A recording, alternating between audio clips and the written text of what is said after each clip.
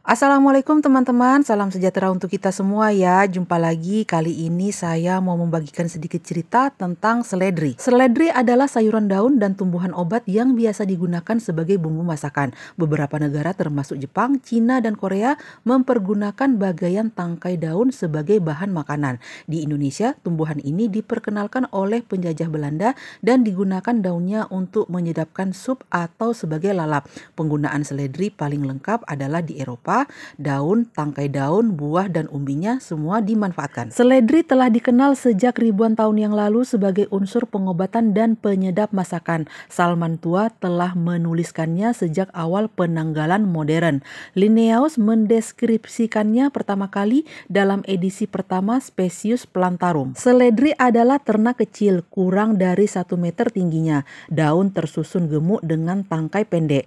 Tangkai ini pada kultivar tertentu dapat sangat besar dan dijual sebagai sayuran terpisah dari pokoknya. Batangnya biasanya sangat bantet. Pada kelompok budidaya tertentu membesar membentuk umbi yang juga dapat dimakan. Bunganya tersusun majemuk berkarang. Buahnya kecil-kecil berwarna coklat gelap. Ada 3 kelompok seledri yang dibudidayakan. Yang pertama seledri daun atau seledri iris yang biasa diambil daunnya dan banyak dipakai di masakan Indonesia. Yang kedua seledri tangkai yang tangkai daunnya membesar dan beraroma segar, biasanya dipakai sebagai komponen salad. Dan yang ketiga ada seledri umbi yang membentuk umbi di permukaan tanah, biasanya digunakan dalam sup atau dibuat semur. Umbi ini kaya provitamin A dan K. Seledri adalah tumbuhan serbaguna, terutama sebagai sayuran dan obat-obatan. Sebagai sayuran, daun, tangkai daun, dan umbi sebagai campuran sup. Daun juga dipakai sebagai lalap atau dipotong kecil-kecil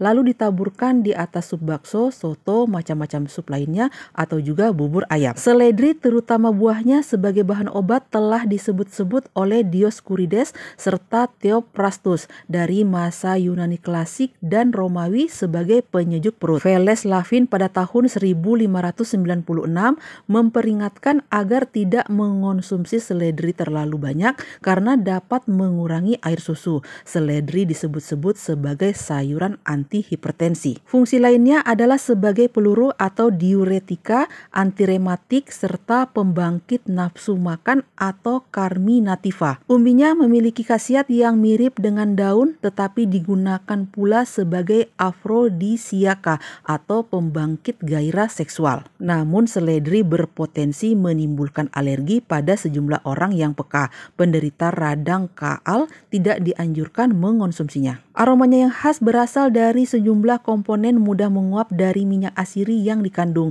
paling tinggi pada buahnya yang dikeringkan. Seledri merupakan tanaman dataran tinggi yang tumbuh pada ketinggian 1000 hingga 1200 mdpl, namun dapat toleran untuk ditanam pada dataran rendah. Sementara menurut intensitas curah hujannya, tanaman ini kurang tahan di curah hujan tinggi. Budidaya seledri memerlukan jenis tanah gembur dengan banyak kandungan bahan organik. Tingkat keasaman tanah juga perlu dipertimbangkan.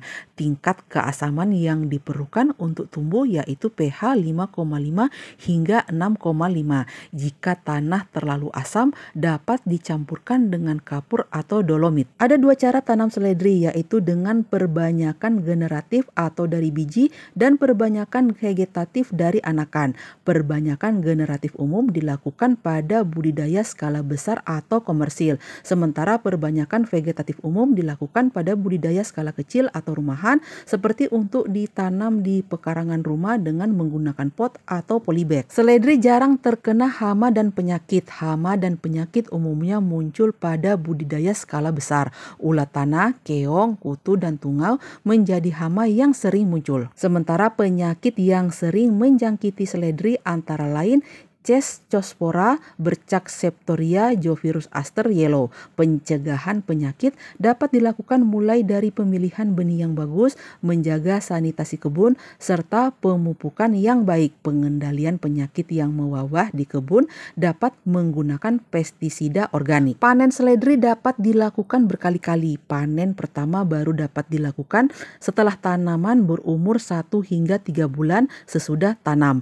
Pertumbuhan maksimal dari dari seledri adalah bertambah rimbun daun dan anakannya. Panen dapat dilakukan dengan memotong pangkal batang secara berulang-ulang dengan frekuensi panen setiap 1 hingga 2 minggu sekali. Panen berakhir ketika anakan tidak produktif lagi. Selain itu, cara lain panen seledri adalah dengan mencabut seledri dari akarnya. Manfaat seledri untuk kesehatan dipengaruhi oleh kandungan nutrisinya yang baik untuk tubuh. Seledri yang memiliki nama ilmiah Apium graveolens ini bisa dimanfaatkan daunnya, batangnya maupun bijinya. Seledri merupakan sumber vitamin, mineral, dan antioksidan yang melimpah.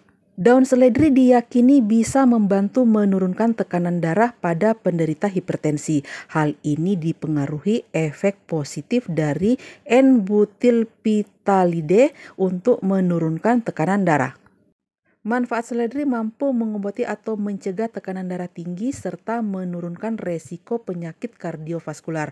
Kandungan kalium yang ada di dalam daun seledri membantu menurunkan kadar lemak jahat dalam darah. Daun seledri cocok sekali dikonsumsi penderita diabetes. Hal ini disebabkan karena adanya ekstrak etil asetat daun seledri yang mampu menurunkan kadar glukosa darah. Bahkan berbagai studi menunjukkan hasil bahwa konsumsi daun seledri mampu menurunkan kadar glukosa darah cukup tinggi, bisa mencapai 20%. Bagi yang ingin mengonsumsi bisa mencampurnya dengan mentimun agar lebih segar. Seledri dan timun mengandung indeks glikemik rendah. Kedua bahan ini memiliki efek lambat terkait kenaikan pada gula darah. Timun juga dapat berperan dalam mengendalikan dan mencegah diabetes. Tak hanya gula darah, daun seledri pun cocok dipakai untuk mengatasi masalah kolesterol, utamanya menghambat perkembangan kolesterol jahat dalam tubuh. Tetap bijak dalam mengonsumsi seledri. Bagaimanapun juga, seledri hanyalah alternatif asupan yang menyehatkan. Artinya meski manfaat seledri sangat beragam, bahan alami ini tetap tidak bisa menggantikan peran obat-obatan. Oke lah teman-teman, demikian sedikit cerita saya tentang seledri. Semoga apa yang saya bagikan ini bermanfaat dan bisa menjadi inspirasi bagi teman-teman yang lain dalam menyajikan konten-konten menarik di channel masing-masing. Terima kasih saya ucapkan bagi teman-teman yang selalu setia menonton video-video dari saya, teman-teman yang sudah subscribe, like, komen, dan share. Semoga kebaikan teman-teman semua dibalas kebaikan juga oleh Allah Subhanahu wa Ta'ala. Sampai jumpa di lain kesempatan. Wassalamualaikum warahmatullahi wabarakatuh. Sayonara.